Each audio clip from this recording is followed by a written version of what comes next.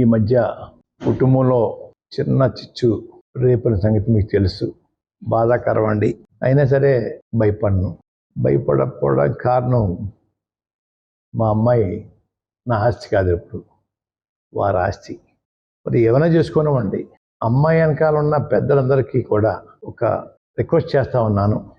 అమ్మాయిని ఎలాగ రోడ్డు మీద లాగించారు కాబట్టి, రోడ్డు మీద పంపారు కాబట్టి టీవీ డిబేట్లోను స్టూడియోలు పంపించి ఇంటర్వ్యూలు ఇప్పించడం, అలాగే మీ అభిమాన నాయకుడైన పవన్ కళ్యాణ్ గారి కోసం పిఠాపురం అంతా డోర్ టు డోర్ తిప్పండి. ఏమీ భయపడను, బాధపడను. మీ ప్రాపర్టీస్ అంతా ఏమైనా చేయించుకోండి. దయచేసి ఆ కార్యక్రమం వచ్చేసుకుంటే బాగుంటుందని నాకు అనిపించి ఈ 2 మాటలు చెప్పాలని మీడియా వారిని పిలిచానండి. ఒక పక్క పవన్ కళ్యాణ్ గారు అతిగా పెద్ద గౌరవిస్తున్నట్టుగా బయట నటన, లోపల కుళ్ళు కుతంత్రాలతోటి కుటుంబాన్ని విడదీయాలని, కుటుంబాన్ని అప్రదేశ్ పాలు చేయాలని చేస్తున్నది తెలియదు అనుకుంటున్నాడు పాపం ఆయన. పిల్లి పాలు తాగినప్పుడు ఎవరు చూడదనుకుంటారు, అలాగా వీళ్ళు చూడదనుకుంటున్నారు, తెలియదు అనుకుంటున్నారండి. అయ్యా, ఓ పక్కమో గతంలో అయితే నన్ను పెద్దవారు ఓ మాట అన్న పడాలంటున్నాడు ఆయన. అసలు నేను ఎప్పుడూ మీ టాపిక్ తేలేదే, మీ అన్నగారిది కానీ మీది కానీ ఎప్పుడు టాపిక్ తేలేదే. వారాహి యాత్రలో కాకినాడలో ఎందుకు నిందించారు నన్ను, ఎందుకు తిట్టారు, ఎందుకు ఆవేశంగా నా మీద తిరగబడ్డారు, అది చెప్పండి అయ్యా.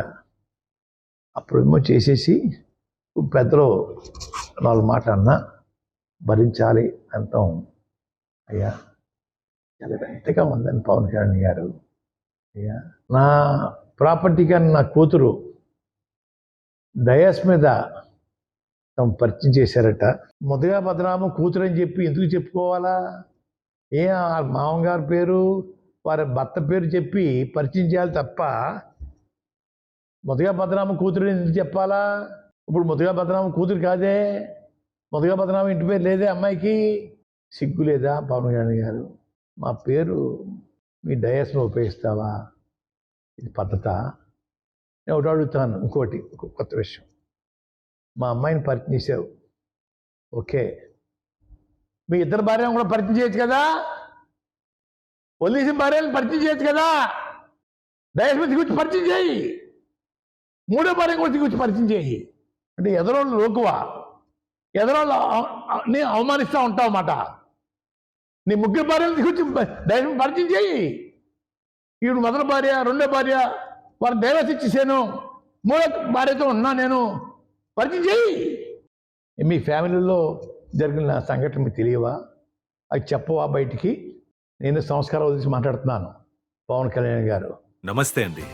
ఇది వ్యాపారం గురించి కాదు, ఓటు గురించి. ఎన్నికల్లో ఓటు వేయడం మన హక్కు మాత్రమే కాదు, కర్తవ్యం. ఎంతో మంది మహా నేతలు శ్రమించి ప్రాణత్యాగం చేసి ఈ అవకాశాన్ని మనకిప్పించారు. అందరూ ఓటు వేద్దాం. ఎందుకంటే ఓటు హక్కు ఊరికే రాదు. నా ఓటు ఎవరికో తెలుసా? అది సీక్రెట్ అండి.